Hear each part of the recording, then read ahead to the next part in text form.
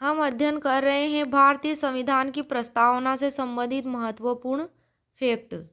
भारत में संविधान सभा के गठन की मांग सर्वप्रथम बाल गंगाधर तिलक जी द्वारा 1895 में तैयार स्वराज विधेयक में की गई थी। नेक्स्ट पॉइंट है, न्यायमूर्ति हिदायतुल्लाह ने गोलकनाथ वर्सेस पंजाब राज्य मामले में उद्देशिका अर्थात प्रस्तावना को संविधान की मूल आत्मा कहा है। नेक्स्ट पॉइंट, अर्नेस्ट बारकर अंग्रेज विद्वान ने भारतीय संविधान की प्रस्तावना को संविधान का कुंजी नोट कहा है। क्या कहा है अर्नेस्ट बारकर ने? संविधान का कुंजी नोट कहा है प्रस्तावना को। नेक्स्ट पॉइंट है कि अर्नेस्ट बारकर ने अपनी पुस्तक principles of social and political theory में भारतीय संविधान की प्रस्तावना का उल्लेख किया है।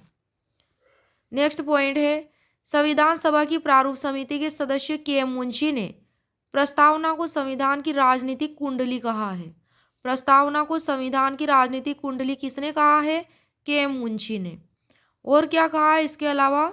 राजनीतिक जनपत्री, पॉलिटिकल होरोस्कोप भी कहा है के.एम. मुंशी ने। किसको? प्रस्तावना को। अल्लादी कृष्णस्वामी अय्यर के शब्दों में संविधान की प्रस्तावना हमारे दीर्घकालिक सपनों का विचार है। नेक्स्ट है, ए.के. गोपालन वर्सेज वी.एस. मद्रास 1950 वाले वाद में क्या कहा गया है?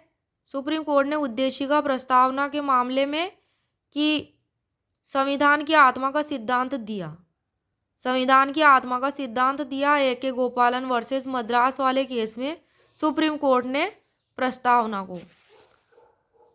बेरोबारी यूनियन एवं एक्सचेंज ऑफ इनक्लेव 1960, इस वाले मामले में सुप्रीम कोर्ट ने कहा कि उद्देशिका संविधान का भाग नहीं है, मतलब प्रस्तावना संविधान का भाग नहीं है, ऐसा कहा है। और केशवानंद भारती वर्सेस केरल राज्य 1973 1973, इस मामले में सुप्रीम कोर्ट ने कहा था कि प्रस्तावना संविधान का भाग है।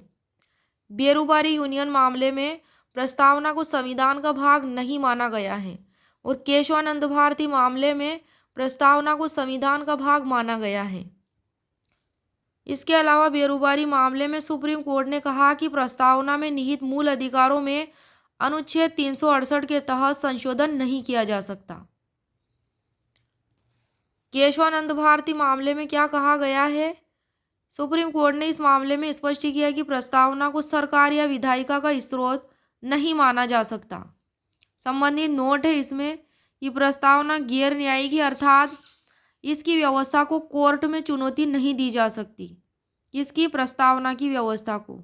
ऐसा भी इस केशवानंद केस में कहा गया है। नेक्स्ट पॉइंट है, ठाकुरदास भार्गव। डॉक्टर ठाकुरदास भार्गव ने प्रस्तावना के बारे में क्या कहा है? ये कहा है कि प्रस्तावना संविधान का सबसे महत्वपूर्ण अंग है। प्रस्तावना संविधान की आत्मा है, यह संविधान की कुंजी है।